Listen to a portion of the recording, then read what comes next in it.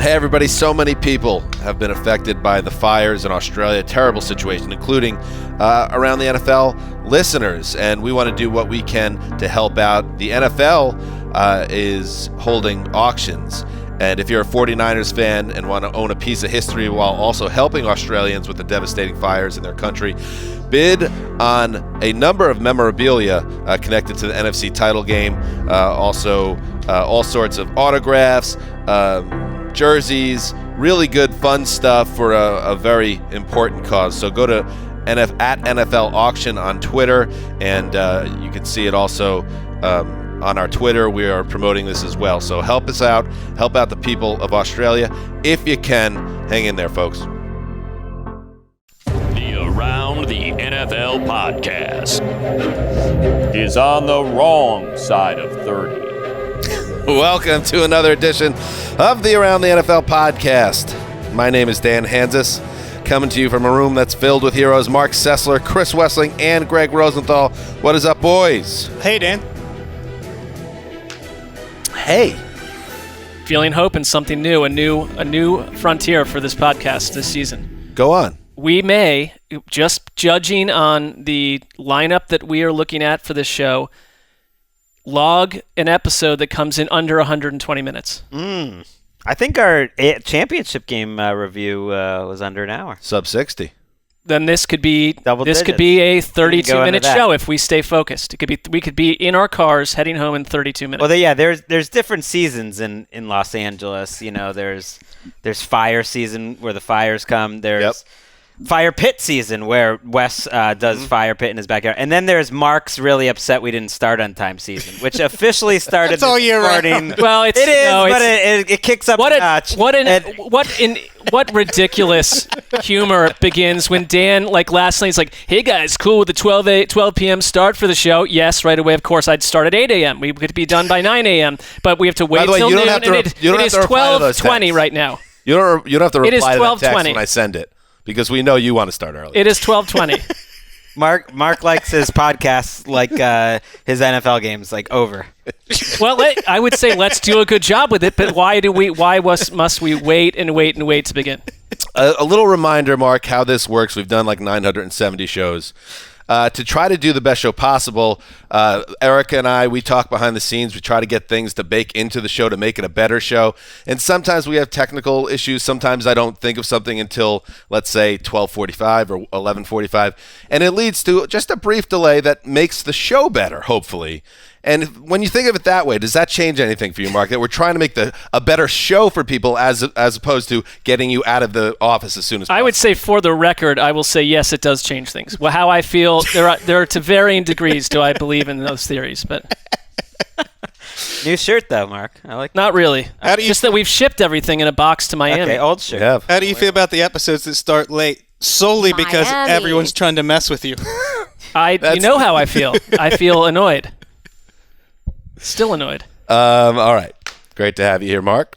Yes, Miami. We will be there one week from today. Colleen will be in Miami as well, and we're really excited and looking forward to another big Super Bowl week.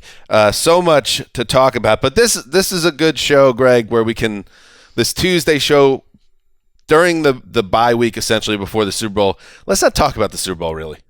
I think this is a good episode to stay away from the Super Bowl. There's going to be plenty of time to talk about the Super Bowl. And we have, of course, Mina Kimes coming on Thursday. Have we figured out yet, is Mina going to be here or is she going to be on a Skype call? What's going on? Where's the update on that front? I assume she's coming here. She lives in Los Angeles. She knows she's coming on the pod. But yeah, I guess we should straighten these things out. She has been on the show once before, and it was a phoner, as I recall. Okay. Well, it was. I wasn't there for that one, so I don't remember. We informed her that you were intimidated by her and chose to sit the show out, which she did not. I don't think she believed that. All right. So for today's show, Gregg wrote a banger. Gregg wrote one of those pieces that sometimes as you're reading, you're thinking to yourself, is this guy just looking for the clicks? Because some of this stuff is really interesting and goes outside the box. Really? Yeah. Like some of, Gregg's top, 25 30 free agents. I didn't think it was too outside the What's box. the number we got here? 25. I had multiple people check to see, hey, Nice round is number. there anything crazy on this? And people as I esteemed found a as couple Chris things. Wesseling said, no, that seems fine. It feels like it's a harder year, more challenging year with the But you can let me know, Dan. Yeah, no. the over-the-hill quarterbacks make it a very challenging year. Yeah. Absolutely. Yeah, I don't know what to do. You know that Greg, I respect your football acumen, so it's not like I'm casting doubt upon these, but some of the names where they fit on this list, and I will say, because we're all spinning forward and looking forward to not only the Dan and Marc top 101 free agents article that will come out after the Super Bowl, but when Wes and Gregg do their piece as well, it's fun to see the scientists battle it out. So this is the preliminary 1.0 list. And sometimes asked for. You guys do these lists, and there's all this build-up. Oh, yeah, the scientist. This is going to be a big winner. And then it's like Eric Fisher is the number one free agent on the market. Not this year. Right. Then it's this is a fun list this year. Take me out at that point. Why is this list authored by Gregg and Wes is just left by the side of the road That's a when fair question. he's your writing partner on this front? Ooh, Wes just put his hands up. Does Wes want extra writing assignments during the playoffs? Did you ask? Wes doesn't want any writing assignments ever. I rest my case. Well, so he was consulted and Does said he want no. an extra column? He was consulted in and the said no, or playoffs? you just ran with it on your own? This was years ago. Was asked for. I don't know. Nobody I'm asking communicated pressing questions that anything. aren't I being think it's answered. safe. I think it's safe to say. Can I be honest with you, Wes? Mm-hmm. Can I be frank? Yes. Breaks my heart to hear you say that. You're a great Hey, writer. this isn't a cave wall. We don't need to communicate that way anymore. Nobody reads anymore. Oh, you Wes read. has been on this we for read a lot. No, Wes has been on I this read, beat for a while. But I write an article, and all anybody wants to talk about is the number besides the analysis, not the actual analysis. So why even write? I could just write a list of numbers and everybody would be happy. To the last. The old guys are fired up today. Yeah, the last minute.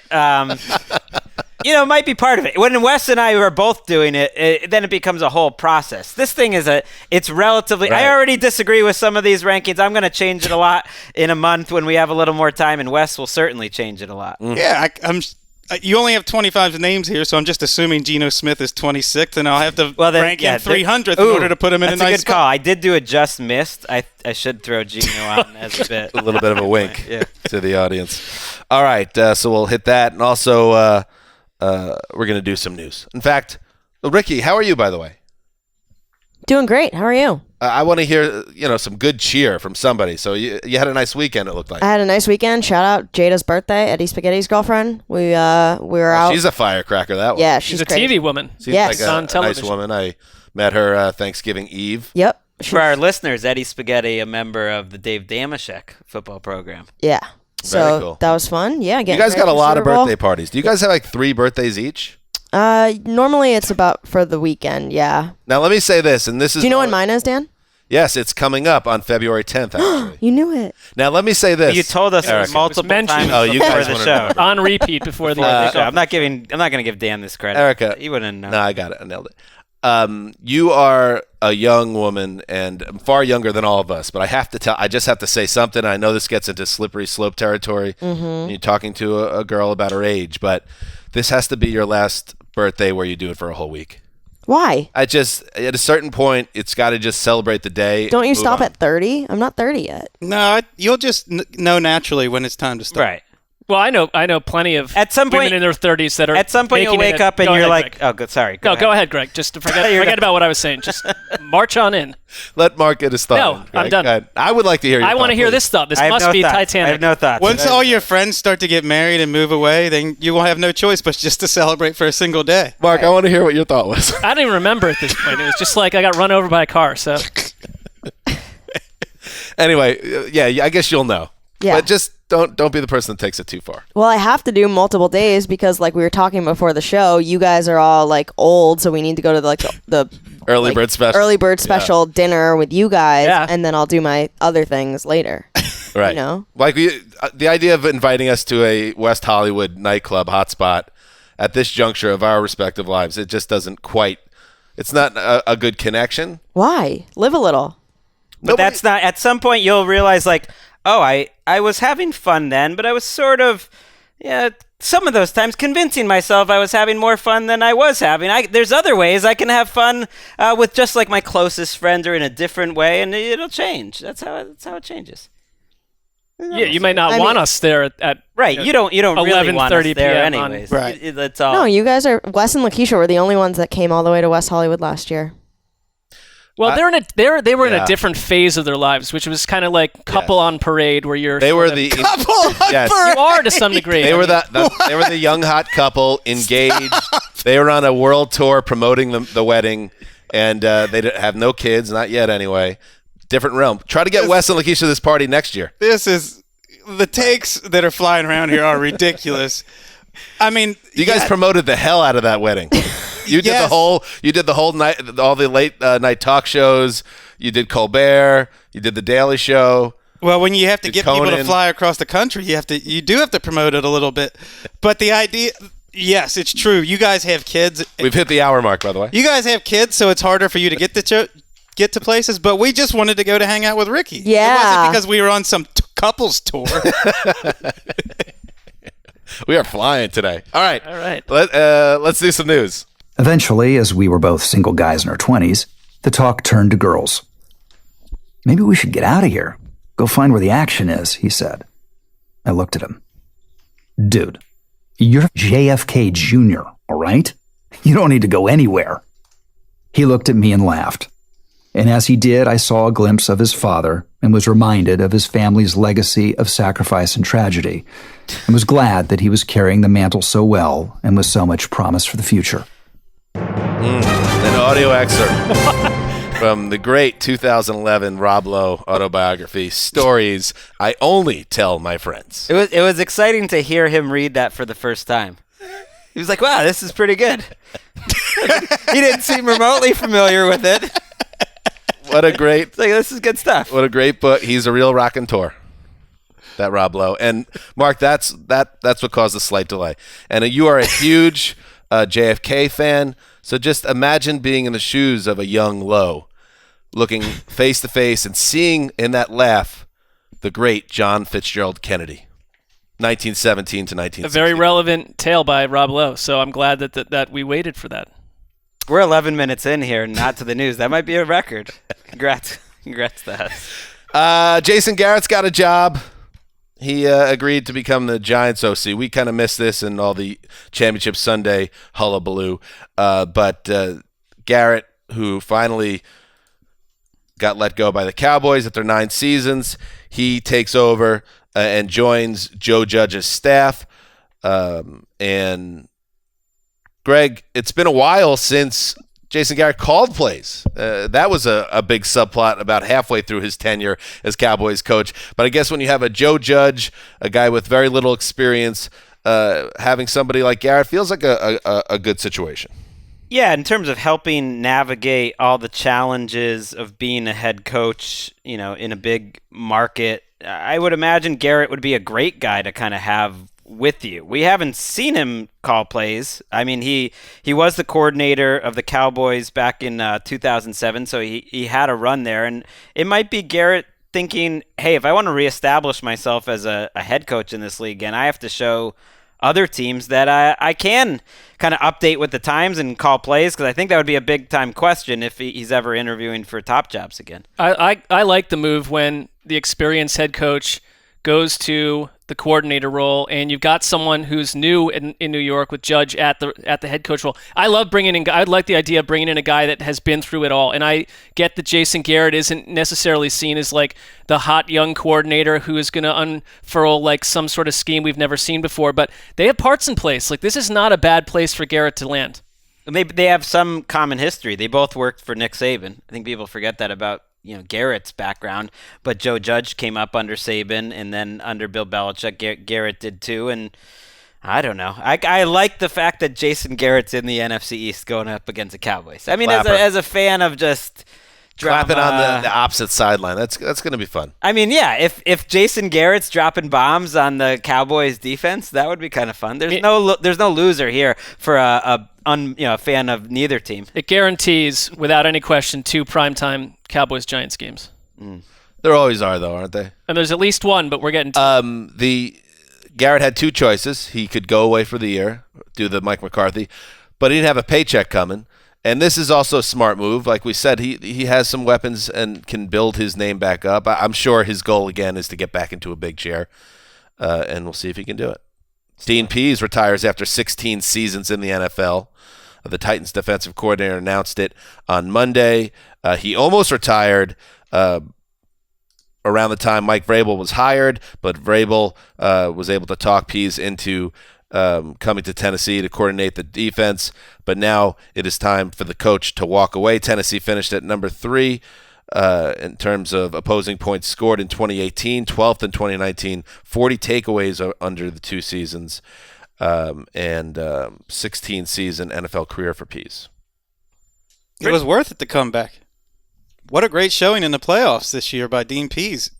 And he's been around so long. I was reading an article on Antonio Gates yesterday talking about his college career and why he chose Kent State, because he wanted to play basketball and football. And Nick Saban was at Michigan State with Dean Pease, who ended up being the Kent State coach for Antonio Gates. He's been around forever. Right. He's been a part of a lot of historical teams. I mean, he was the defensive coordinator of the 2007 Patriots. I don't think anyone remembers that, the 18-1 season. He was the defensive coordinator of the 2012 Super Bowl champion Ravens team, who did not have a good defense, but did win the Super Bowl. And then now he knocks off the Ravens as a 1 seed, and we say farewell to Dean Pease. A friend, 70 years old. A friend of Cynthia Freeland, another person Cynthia Freeland somehow knows. Cynthia's one of those people. She knows everybody. So watch what you say around Cynthia Freeland. That's what I take away from it. You want to bury somebody in the NFL sphere? Good chance Cynthia will be texting about it shortly thereafter. She'll be telling on you. Yes. I will keep my mouth shut around her if I wasn't already. We're going to have her back on the podcast soon. She wants to be back. We've got a lot of people going on vacation coming up in February. That's not how you frame it. No, that's true. Miami. She's going to be texting about that. Other coordinator news. As expected, Romeo Crennel will not return as the Texans' DC. The Texans instead will promote defensive line coach Anthony Weaver to replace Crennel. Crennel had been on Bill O'Brien's staff in Houston since 2014. And 2019 was a tough year for Houston's defense, averaging about 390 yards a game, which was in the bottom 5 in the NFL. They win a playoff game against the Bills, and then, yikes, 51-point, a 50-burger. You get dropped on you in the divisional round against the Chiefs, and that essentially seemed to seal Crennel's fate. I found this more interesting. And Crennel might stay with the organization in some capacity as an advisor. As the other part of the story, which was O'Brien firing a vice president in the personnel department, a senior VP, who the owner of Cal McNair of the Texans and O'Brien had recently said is one of the best salary cap guys in the entire NFL, that he's made a huge difference for our organization. This was during the last kind of changeover where O'Brien was taking more power, and here it is after the season. He's saying, hey, we're going in a great direction. We feel like everything's going in the right way, and then out's Romeo Crennel and out's another VP, and O'Brien just swallows up more of the power. Consolidates. If you were to power. rank coaches in terms of power within their team, 1 through 32, is he top 5? Yeah, he certainly wasn't a couple years ago, and he shot into that. Let's see: Belichick, Sean Payton, John Gruden, Sean Payton, Pete Carroll. Pete Carroll's up there, but I would say O'Brien now there, is O'Brien is also. there. O'Brien also, Pete Carroll. more than anyone else, has a sort of a flair for power, where he does these flashy things every 5 or 6 months that remind you how much power he has. I want to know which head coaches have the least amount of power. Zach Taylor. Ouch. Yeah. Taylor in a big spot takes a pop. I think maybe Bill O'Brien's pastor can run the defense. Right. I mean, Easterby will be out there calling up blitzes. Up there. And if this is it for Romeo, just goodbye to a great football lifer. Oh, yeah. Another former Pats coach. The special teams coordinator of those great 80s Giants. Then the defensive line coach back with the Parcells when he went to the Super Bowl and the Patriots. The coordinator of the Patriots when they won 3 Super Bowl. I mean, he's done a largely forgettable Browns head coach. Right, yes. And Chiefs head coach. We had a whole conversation downstairs, and no one remembered that Romeo Crennel was once a head coach of the Chiefs. Dean Pease retires. Romeo Crennel heading in that direction. Tom Brady heading toward retirement, Bill Belichick another year older. It really is. It's the end of something here, Greg. It's getting there. I mean, Brady's gonna be playing for the Raiders, and Belichick and Jarrett Stidham will be in the Super Bowl next year. So Get to that in a second. One more bit of coaching news. The Dolphins have coaxed Chan Gailey out of retirement. Coaxed. He's their new OC. A day after firing Chad O'Shea, Miami made Gailey its new coordinator. 67 years old. See, all these old guys, especially the coordinators, they just stick around forever. And they usually keep getting jobs until they decide they're done. If you establish yourself in that, in your 30s, 40s, and 50s, early 50s, it feels like you can work from your 50s into your 60s and then walk away. And Gailey certainly is a guy that's been kind of all over the map. Another former head coach. He was previously with the Jets, the Cowboys, the Bills, where he was the head coach, the Dolphins, and now he is back full circle in Miami. Reunited with Ryan Fitzpatrick. They made beautiful magic together in 2015. I didn't even think about that. That's true. With two teams. Yeah, back with the Bills, too. Maybe was that part of it? Wow.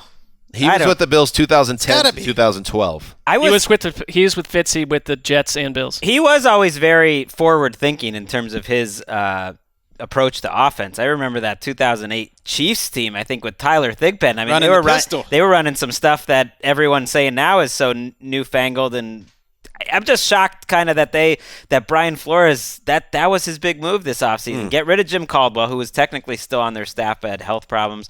Get rid of Chad O'Shea, who was his coordinator, and bring in Chan Gailey. I'd want to know what he's been out of the loop, not just for one season or something, but for years.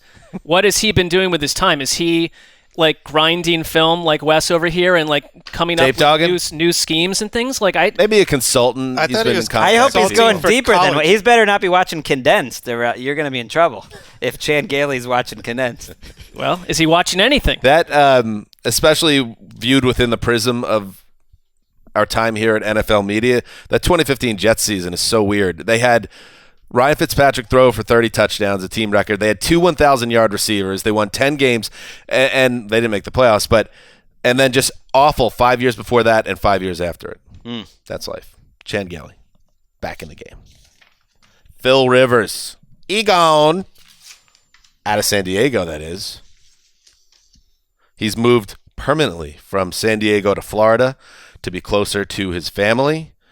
A text to ESPN went as follows: "What this means football-wise is to be determined, but it was time for us to move back closer to home." His family is settled in the South. His football future, who knows? The Chargers don't seem to want to do business anymore. This Rivers thing was interesting because you could see it kind of both ways, that maybe it was just everybody connecting the dots. He's moving to Florida, so talk radio has him going to the Buccaneers. They need a quarterback. Winston's a free agent. Arians had success with late career Carson Palmer. It could be the same thing all over again. Arians doesn't have much time left. But then when you look further, you're like, does he really want to go to the Bucs? Do the Bucs really want to give up Jameis for Phillip Rivers?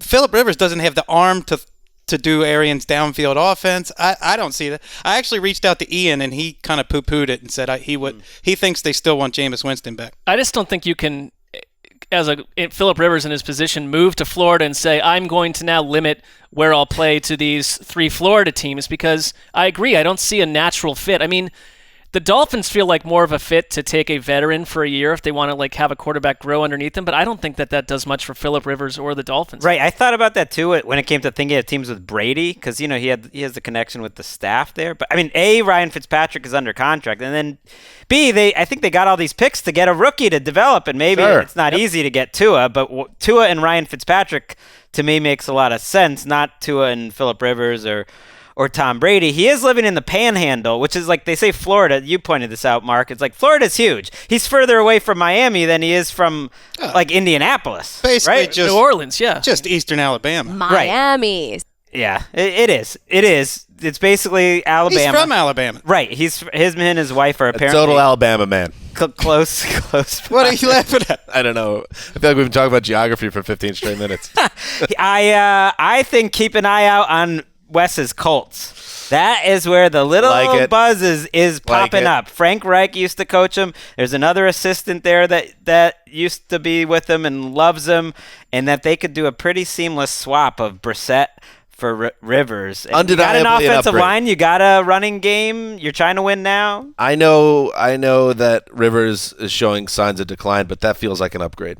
Right? I agree. And they don't have a high draft pick. I think also get a stopgap. From an Irsay ownership angle, it would be a nice year to sell Phillip Rivers to a fan base that lost Andrew Luck. From a business side, I think you could sell that. But the family's in Florida. Yeah, but I mean, you take the bus to Indy? It's a much shorter plane ride. You're just not going to be seeing your family that much. Right. You're gonna be flying home on Fridays on like a jet and spend 36 hours. I mean, how much are they really spending together in the season? I don't know. Does the Florida Panhandle, more importantly, Wes, is that part of the Midwest? No, that is part of the deep South. I mean, I know that area well. I would drive from New Orleans to Gulf Breeze, Pensacola area, where one of my good buddies in college all the time. You go through Floribama. Nice part of the world, Mobile. You drive through North Florida, and it's not anything like you think of Florida, like the vacation destination. North Florida is deep, deep South. The article that I was getting this info from also has a paragraph that I find incredibly alarming. The Chargers have Tyrod Taylor under contract for next season and have been impressed with his play throughout the past season, and he could wind up as Los Angeles' starting quarterback. That's from Mort and Schefter. I mean, can we watch out there, Chargers? Come on now. That's how you open the new stadium. Hasn't it been made abundantly clear that Tyrod Taylor is a very good backup quarterback? I don't listen to any of this stuff in late January. Utter nonsense. Tommy Brady is, quote, open-minded about playing elsewhere. Here's what he said in his weekly interview with Westwood One Radio. I'm open-minded about the process. At the same time, I love playing football, and I want to continue to play and do a great job. I'm looking forward to what's ahead. Whatever the future may bring, I'll embrace it with open arms. This would be potentially the first time, Gregg, ever he, takes a phone call from a different team to test the market. Not bad if you could wait until you're 42 for that to happen. That's true. And once he starts taking phone calls that are allowed, he's already gone. Because why isn't he on the free agent list, by the way? What's the contract? He is. He's on there. Yeah. He's number 9. What a list. Tom Brady's number 9. Doesn't become a free agent until March 18th like the rest of the league. But the difference is that's the moment that the Patriots get $13.5 million on their cap, whether he signs with them or not. And so the Patriots are not signing him after free agency starts. Either they're signing him before it starts or he's going elsewhere. Now, I'm sure he'll have an idea of what kind of market, because all these players and agents, they figure it out behind the scenes anyways, well before it happens. But if he starts taking those calls and he's just open for business, he's gone. And I think there's a real chance of it. Come on. You don't think so? Well, he's earned the right to do whatever he wants. I mean, if anybody's earned the right, but who wants to watch him behind a rotten Chargers offensive line or something? Well, but nobody wants to see that. The longer this goes and the more talk around it, I really think it's about, do the Patriots want him? And I think the answer is probably not if they have to pay him a going rate for quarterback, which is amazing. But I think the answer is, unless he's willing to take a pretty big discount, which he had to after winning Super Bowls and after winning MVPs, they didn't pay him what he was worth. So unless he's willing to do that again, and maybe he will be because he doesn't see a good option out there, I think he's gone. I don't think Belichick's going to pay him, and I think Belichick might look at this year as a beautiful time to say goodbye. He signed those contracts. He could have held out or fought for more money when he accepted those contracts. So that's not all on New England. But I think Belichick is one factor here. But I wonder if Robert Kraft could even He's the big swallow the concept of watching Tom Brady on the Colts or on the Chargers. I know he said he'd rather just Tom Brady retire. I just think that this is the owner of the team that is very attached to Tom Brady, and the whole Jimmy G thing went down because of loyalty to Tom Brady and aging Tom Brady. Belichick's one person, but he's not running the team. Nobody wants to see Tom Brady getting his ass kicked in some weird uniform for a year. It's the worst way this could end. And you can see a lot of these teams talking themselves into him Which still one's having though? a lot left in the tank. That's where I haven't have. Should we save that for trouble. the free agency conversation? Sure. All right, stick a pin in that. Let's move on. The NFL to test 2 potential rule changes in the Pro Bowl. Here they are. I'm reading this for the first time. like Rob Lowe. The second one is a lot less. Old Rob Lowe. Team A may elect to give Team B the ball at Team B's 25-yard line, beginning a new series of downs with a 1st and 10. Oh, that's after a successful score. field goal Yeah. or extra point attempt. Number 2, Team A may elect to take the ball at its own 25-yard line for a 4th and 15 play. If Team A is successful in this sounds very familiar, making a first down, Team A will maintain possession, and a new series of downs will continue as normal. If Team A is unsuccessful in making a first down, the result will be a turnover on downs, and Team B will take possession at the dead ball spot. This was from last year, wasn't it? It was a rule proposal at the owners' meetings that came up as an effort to kind of make the game more interesting and get rid of onside kicks, which they're kind of getting rid of anyways. I think it's really interesting. You take a 4th and 15 basically when you're down 10 at your own 25 instead of going for an onside kick. Sign me up. I love it. I mean, I would imagine both coaches have essentially been ordered to dial this up once or more than once in this game. Because why not? Let's see it in action. I do think the onside kick has become such a low percentage play at this point that you don't even have to do this. If this ever became a rule and it wasn't just you can only use it in the last 5 minutes of each half or something, why there's going to be some wild team out there that, like a kid in Madden, tries to dial this up over and over and over and hold on to possession for like 25, 30 straight minutes. That's what I'd try to do. I have another. Imagine the Chiefs doing right. it this year. if you can convert two out of three, you they can just own start the, the game up 28-0. The Titans never even have the ball. Yep. How about this option? This is all fun, but this is all malarkey. What if you just got rid of that onside kick rule tweak they made a couple of years ago that made it impossible again in the first place? Yeah. Why don't go back to the way it for used to be? safety reasons? They did. Oh. So they backed themselves. Hey, into a by the corner way, on it was Chiefs. kind of I'm always. out. I give up. It was kind of always impossible. I'm not involved in this. Yeah, I mean, with every generation, the foot comes out of football even more. Nice. Way to put a button on it, Wes. Liked it. Speaking of Wes, the Bengals, they got the number 1 overall pick. Wes is ready to dive back in. And look at this guy. You got the kid, Joe Burrow, out of LSU. Who's more excited than all the Wesseling family members and everybody else on the west side of Cincinnati? This kid is the future. An Ohio native, the kid is. There was a report that Cincinnati had no intention of trading the top draft pick, and they better not, ostensibly with the purpose of using it to select the Heisman Trophy winner, Burrow. But Bengals director of player personnel Duke Tobin said Monday that the Bengals are nowhere near making such an evaluation. That's news to me, he said. Yes. Well, even when a generational passer like Peyton Manning came out, Yeah. Bill Pullian still did his due diligence, still thought, do I draft Ryan Leaf or do I draft Peyton Manning? He still did the research, and that's what a smart team has to do. Of course. You don't have to tell anybody what your intentions are. Right, and Chase Young is out there. This guy, if he is every bit as good as people think he is, like a generational pass rusher, you at least have to look into it so 5 years later people aren't thinking Joe Burrow flopped. Why didn't you consider Chase Young? Well, if they ever passed on Joe Burrow and he became what people think, I don't Fold know. the franchise. That's absurd. Yeah, just shut down the entire operation. I'm not saying Joe Burrow will flop. I'm just saying. No, I know. I believe you can say that. I also think the NFL. If we run the tape back, Wes just guaranteed. It would be very Bengals for Zach Taylor to fall in love with some second-round quarterback at this year's Senior Bowl, Oh, no. and then Oh, I hope not. I mean, he's honestly, like, finally a group of players that listens to me. I love this Senior Bowl, and he's signing me up. Wait, you used to love Zach Taylor. I love him. I just am making random shots. The AFC North has reloaded at quarterback in a pretty crazy way, and I'm not even pointing to the Browns at this point. I don't know what will happen with Baker Mayfield, but Lamar Jackson, and if they get Joe Burrow in Cincinnati, How about those Steelers? well, that's the one. They've got issues. They've reloaded in a crazy way too.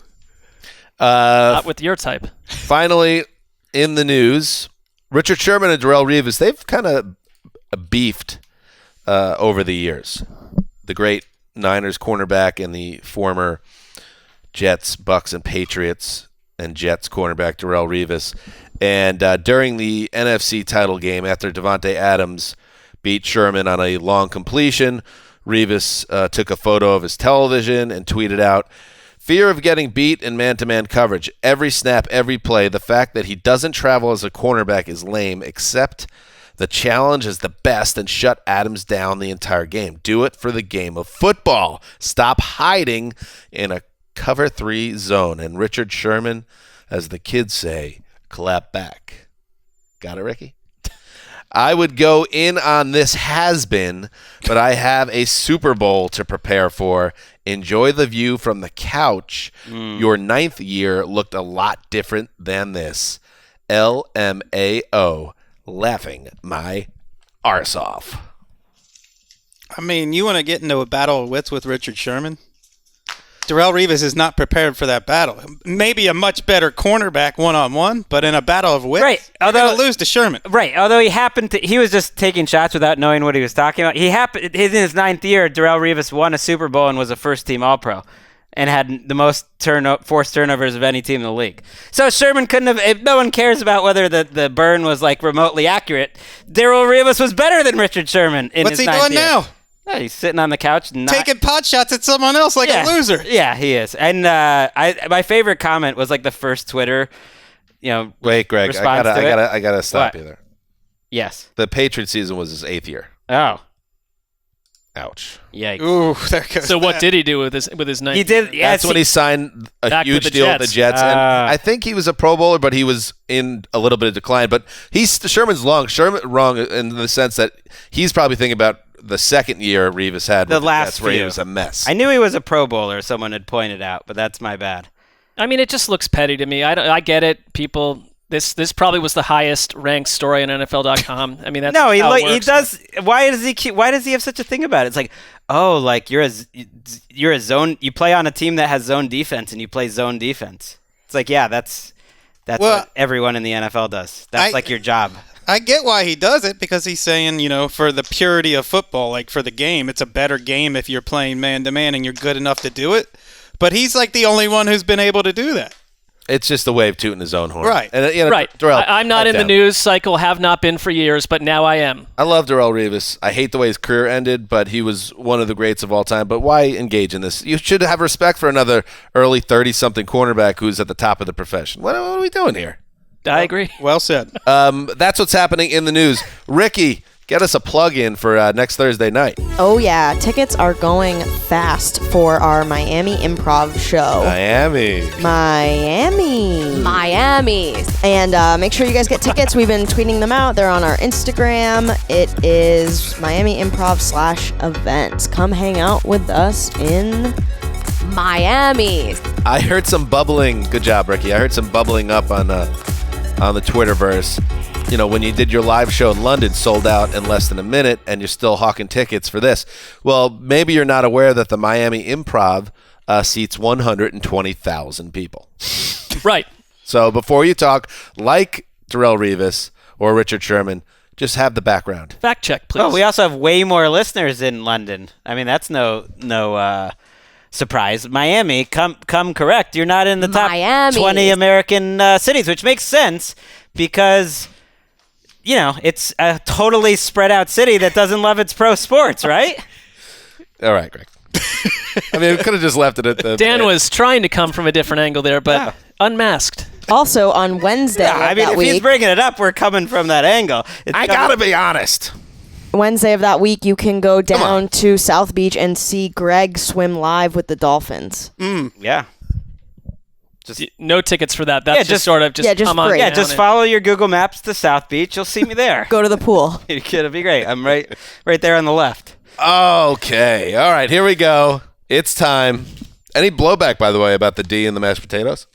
No, it was beeped out on our podcast. What about your That's comments automatic. aimed at my wife at the end of Was there an apology after the show? I missed it. No, Not that I heard. What do I have to apologize How for? about a phone call to A phone Simone. call. That would be awkward. What year is this? Yeah. how about hat in hand at the front door? I Like the stand by ball on my the comment. ground. If anything, she would give me like a fist bump. She was like, "Yeah, I was ready to go. Get Marc home. You guys are honking too much."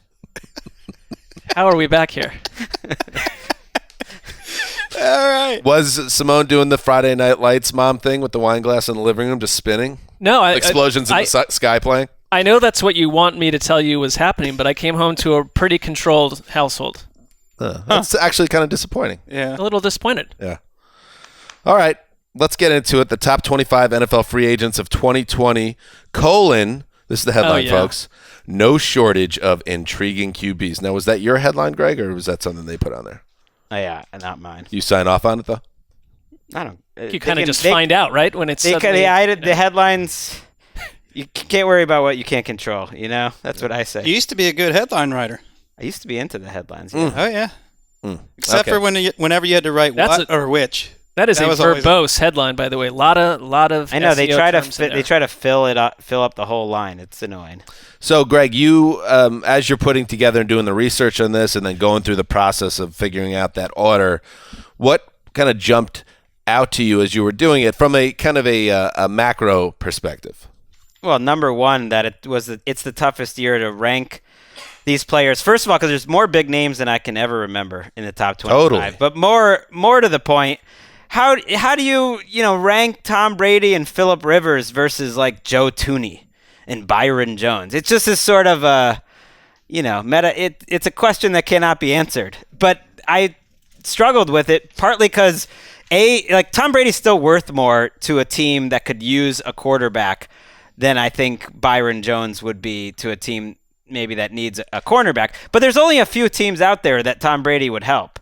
And Byron Jones and guys like Joe Tooney, who would be a plug-and-play guard for basically any team, they could help almost every team. So it was very hard to figure out because you look at Rivers, I'm giving him a bonus that he's younger than Tom Brady. Like he's got maybe a longer runway and he's 38 years old. It's all impossible.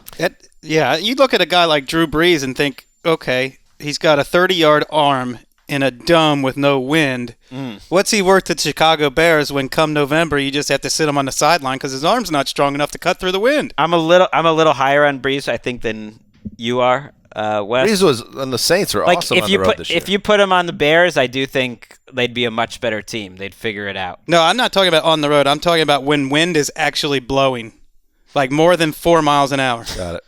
I guess since Trubisky not too great in the wind either. Just throwing that out there. Right. Absolutely. So Tom Brady at 9. I'm in another world. I'm curious, where would Brady be in the same exercise if we were coming off last season, where he had the nice playoff run but was showing those signs as well? Would he have been in the top 5? Yeah, probably. And he was lower on this list for a while, and he eventually they inched up as I went. And I have a feeling Wes might rank him lower. Am I right, Wes? Yes, I do not want a 43 or whatever. I don't want a quarterback who can't get out of the way of pressure because what we've seen over the last few years is that those guys struggle. I find it interesting, both PFF and Greg Bedard, who does a good job at Boston Sports Journal breaking down all the film of Tom Brady, had him ranked higher for the 2019 season than he did for 2018. And so did PFF.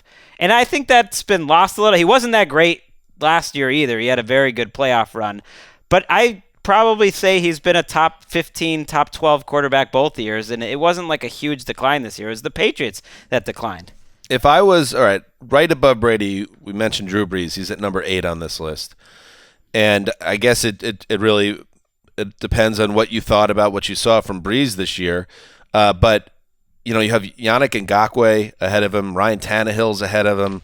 You have Shaq Barrett ahead of him. I mean, I feel like if you were a team looking for a quarterback and thought you had a chance to get over the hump, Drew Brees, you would be doing cartwheels to have him join your team in the short term on a 1 or 2 year deal. I'm with you. Over Ryan Tannehill. I'm not going to suddenly. That was get where down I struggled the most, but was trying to do Tannehill versus those guys. And this was done before that last playoff run. And I'm open to that being different. But I don't know. I think Yannick Ngakoue helps 32 teams.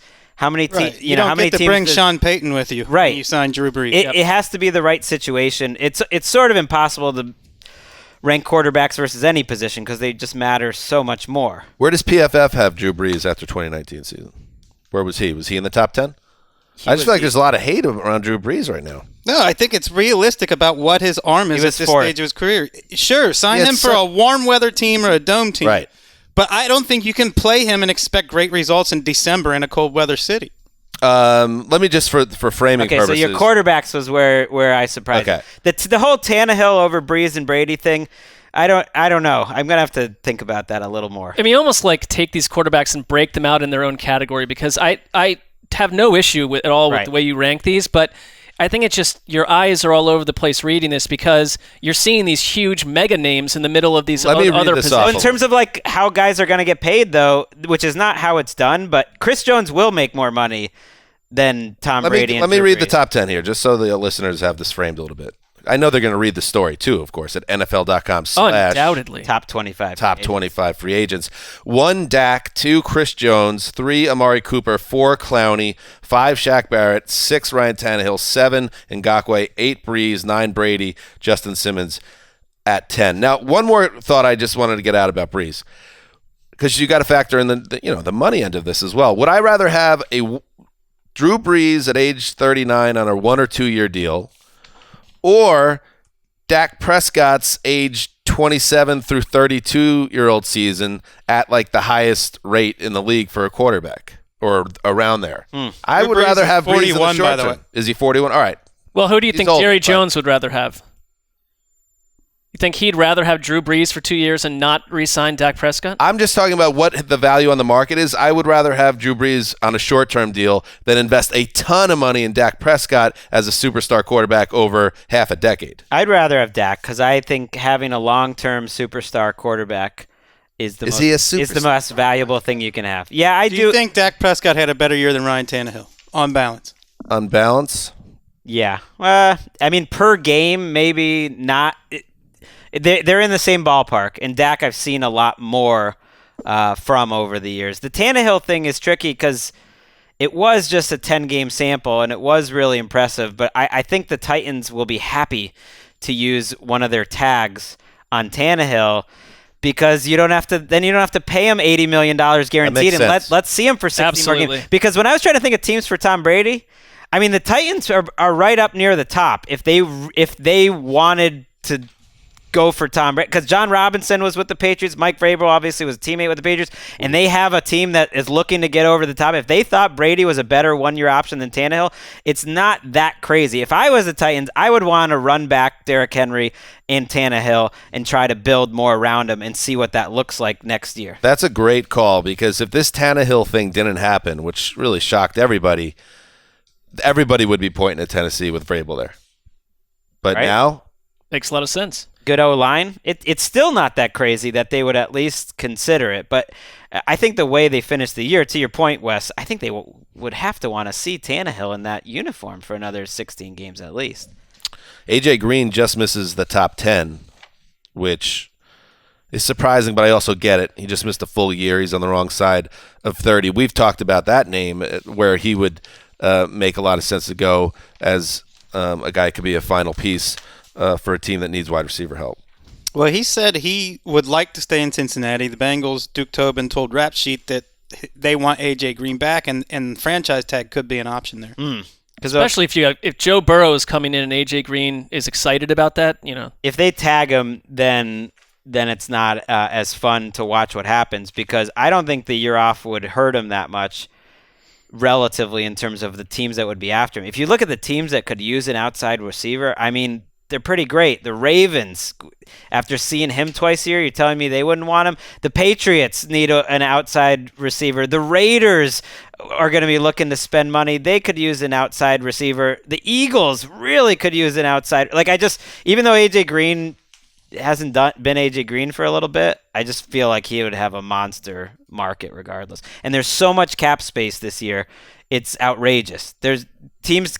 Almost every team has more cap space than they can use. Jadeveon Clowney might be the highest paid player in the NFL, I feel like, or the defensive player.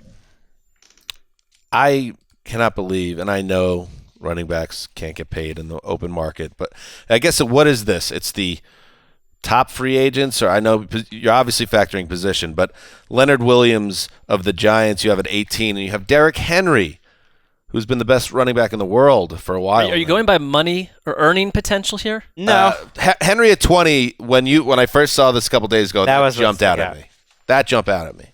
But what do you pay him? I kind of get it, though, because it's like, I don't know what metrics you're using. Is he the 20th best player on this list? No. I feel like much higher. I feel like the running game he is an exceptional player that is coming off a incredibly high workload, who doesn't help you on third downs really, which is kind of crucial. I mean, and you can generate like a running game is a function of the team more than the player for the most part. That is not where I would want to be spending my money. Look at all the running backs who've been paid lately. And almost everyone is regrettable. Lev Bell, Todd Gurley, Zeke Elliott didn't have a great year. David Johnson. I mean, you're going to pay a guy who just had 400 touches? I think that's the conundrum. But, I mean, like with Tannehill, I would just, if I'm the Titans, find a way to bring the whole band back and see where you are a year from now. I agree. And they got to pay one of them, though, beyond the franchise. I know. They're both tough. It's the toughest two. It's one of the two toughest positions. Tannehill and Derrick Henry on this list are a conundrum pay-wise. So this year is the final year of the collective bargaining agreement. And there are different rules. There are a lot of different rules in this year, some of which I can't wrap my head around. But one of them I get, which is that there are 2 tags available for the first time ever, I believe. You can use a franchise tag and a transition tag. Transition tag means you just have the ability to match any offer. And I could see the Titans using those 2 tags for those 2 players because they're kind of the perfect players to keep one more year. That you don't want to give Henry the Gurley contract, but sign me up for. I would happily pay him 1 year, $16 million. That's where I think the running back thing gets a little too crazy. Don't pay him at all. It's like, no, I'll pay him for 1 year. I just don't want to. Well, the transition tag is when you essentially let another team do the negotiation for you and then decide. Right. And teams don't generally like using the transition tag for that reason. And it would be risky, but I don't know which player you would use it on in that case. I would tend to think Henry, and if someone signs him away, you're gone. But maybe it's Tannehill too, that you just let someone else do. I mean, who's going to swoop in and craft a massive contract for Ryan Tannehill? I love what he did this year, but it's like he fits the Titans. Where are the other landing spots? You could see a GM falling in love with. I could see it, but it's like I could easily see them reaching an agreement with him so they could have either tag available for Henry. Right, and they also have Jack Conklin, who I think they're going to want to keep at right tackle too. Is there a player here? Because a lot of times with this exercise, as fun as the names are, when you factor in the franchise tag and all that, when deals just getting done, the amount of the players that actually end up changing teams, it's not as many big names. Who's a kind of a bigger name here that you think falls through, where he doesn't get franchised, where he doesn't end up getting a new deal, and he moves? Somebody that we haven't talked about yet, perhaps? Somebody that we have talked about? Clowney, I think, will move because he's like gonna get Khalil Mack type money because there's so much money just out there in the market, and his agent made the Seahawks agree to not franchise tag him as part of that trade. But isn't like Clowney way more of a risk than Derrick Henry? No, in terms of Henry's money, more of a risk. But how much money you have to pay him relative to what you have to pay Derrick Henry and the injury risk and all that? There's a case to be made. I think he'll get out there. I don't totally know if Amari Cooper stays with the Cowboys. I think with the way that they can't use the tag, if they have to use the tag on Dak, couldn't you just see Amari for Joe Douglas on that one? Once you get to this part of the year, if you get to the market, it's like you're gone. So I don't know. The Cowboys have some work to do. They also have Byron Jones. I don't think they would prioritize him ahead of Amari Cooper, but Cooper's someone I think could change teams. I see him staying. I just don't ever see Jerry losing his stars. Joe Tooney, who's a guard on the Patriots, that's not a big name. He's going to be gone. I'd rather sign these guards, though, than some of these receivers. Hunter Henry, I think, is a fun one. Austin Hooper is out there potentially, too, so unless those guys get tagged, which is possible, some good tight ends out there. I feel like Hunter Henry was drafted like 4 weeks ago. I mean, the time is racing by. I feel like there's been about 14 ACL tears as well. He's a buyer beware guy, but a guy that's obviously flashed. I can tell you a couple guys who will be moving up the list once I vote. Please. We are moving some edge rushers up this list. Judon and Bud Dupree will be voted up higher than they are on here. Yeah. For both of them, it was a little bit of one-year wonder thing. Just like Zadarius Smith. Yeah, but to me, no, we had Smith a lot higher. Right, but he was a one-year wonder going into I last get it, year's but free agency market. Judon, I think watching them is a great player, but he's nowhere near a Zadarius Smith. Dupree is interesting because if you're just basing off this year, he was incredible. And the Steelers desperately want him back. Yeah, exactly. Anything else, Wes, that you're seeing? No, it was a great job by Gregg and a very challenging year to do this. What about famous Jameis Winston? I feel like there might be a war over the soul of Jameis, who's at 19 on this list. Wes would probably want him in the range of 400 to 700, I would imagine. I'd probably put him much closer to like 30 to 40. Really? Why do I need to sign a guy who I want to replace immediately? See, this was a Like, I don't want him as my quarterback, tee him so why up. would I Right, pick where him up? where on earth does he land? This was a strategic mistake. You ever have, with your significant other, with Sure. your wife. Play the game. There's some battles that Lubrication. you figure like I don't need to fight this battle. I'll just meet you halfway to start because there's something else I want to battle you on. Maybe Jameis, I figured by putting him around 20, I'm already knowing what's coming from Wes. I'd love to put him even higher, frankly. And I thought, okay, this prevents any battle. But it was a bad move because I'm still getting the battle. I might as well have just. you say pushed here, for you it. think he's going to get more money than Kirk Cousins? Philosophically, where do you rank players you don't want on your team? That's where it comes down to. Nobody wants Jameis Winston as their quarterback. My point for Jameis is if he actually got to the open market, I just think people would be astounded with the contract he would get. I do think it'd be better than Kirk Cousins. I just think I do not. Because I want to know what team that is. That you got to sell that to people buying tickets. what are they doing with all this cap space? What do you mean? Sell a guy through for 5,000 yards and 30 TDs this past season. I mean, Which team is desperate for Jameis Winston? I'd like to He's know exciting. Right. He's a mess, but he he's is. exciting. He gives the ball away 2 to 3 to 4 times a game. So I'm saying it's harder to sell like a Mariota type than a Winston. How about Chargers? The Chargers and Bucks just do a swap. You take our interception machine, we'll take yours, and Everybody I kinda loses. Winston on the Chargers is interesting. That will fill the stadium up. Well, we LA say will be that about buzzing. every single Charger scenario at this point. Nothing's going to fill. Tom Brady could. Tom Brady could get people excited here. Until they're 1-5, and he looks like the 28th best quarterback in the NFL. My thing is That would be a problem. why would Tom Brady want to? I don't know, play for Anthony Lynn behind a terrible offensive line. That's why when you think of the whole Brady thing, where is he really going to want to do it? There can't be that many. Maybe Indianapolis if they were there might be a few, but I can't imagine he's just going to go to any team like one of the worst offensive lines in the league year after year. You're going to put Tom Brady behind that? You're going to go to the franchise that essentially cracked the egg on Deflategate. I mean, there's still people in that building attached to that. I mean, that's Who? The owner. Oh, the Colts. Yeah. That would be. That would be an interesting landing spot. Good stuff. Check it out. The Gregg piece on NFL.com/ Top 25 free agents. and also the upcoming piece by the scientists. Top 101 free agents. But most importantly, for Yeah. the first time, we've teased it for a couple of years, but Sure. this year, both Marc Sessler and Dan Hanzus will be putting together our top 102 free agents. Yep. On markanddan.com, which is you can markanddan.com. find on the out on the internet. And Wes, I'm taking your comments today as an invitation. Next year, Monday, after divisional round, while you're trying to grind that Game Pass, I'm calling you up, and we're going to hash out these top 25 I love it. free agents. Boy, It's going to take hours. That was not something I put on the table. Breaking news before we go. This just announced via Twitter from the Saturday Night Live handle. The night before the Super Bowl, J.J. Watt will host the venerable late-night comedy institution, Saturday Night Live, with musical guest Luke Combs. J.J. Watt. Oh, that monologue's going to be stiffer than Watt's back. After They'll help him 4 out. quarters and They'll help overtime. him out. Sometimes it's just that you gotta work around it. It'll be a question and answer. There'll be a lot of other He'll dress and drag. At some stars point, are going I to come imagine. up during his monologue. It's not going to be him speaking for Based on some 15. history for this show, I'm just going to say I think he's going to do a phenomenal job. I think he's going to be great. What would Wes? I know you're not really an SNL guy, right? I'm not really a TV guy. Gotcha.